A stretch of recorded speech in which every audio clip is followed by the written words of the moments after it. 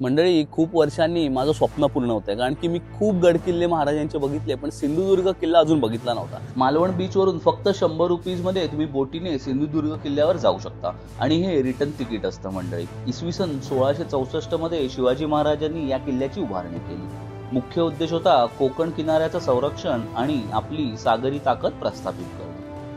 मालवणच्या किनाऱ्याजवळ अरबी समुद्राच्या कुशीत वसलेला हा किल्ला केवळ एक वास्तू नाही, तर छत्रपती शिवाजी महाराजांच्या दूरदृष्टीचा आणि पराक्रमाचा ठसा आहे। उदाहरण म्हणजे तोफांच्या आक्रमणातून वाचवण्यासाठी बांधलेलं हे प्रवेशद्वार। या किल्ल्यातील सर्वात पवित्र जागा म्हणजे छत्रपती शिवाजी महाराजांचे हात आणि पायाचे ठसे, जे इथे दगडात कोरले गेले आहेत। इथं उभं राहून तो इतिहास जणू डोळ्यासमोर उभा राहतो। शिवराजेश्वर मंदिरात अतिशय तृप्त वातावरण अनुभवायला मिळालं।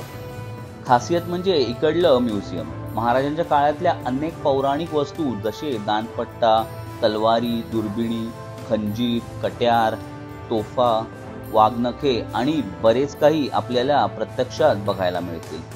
महादेवाचं मंदिर सुंदर आहेच, तसेच भुयारी मार्ग पण इथेच आहे। समुद्रात असूनही गोड्या पाण्याच्या विहिरी पाहायला मिळतात, हे खरंच अचंबित करणारं आहे।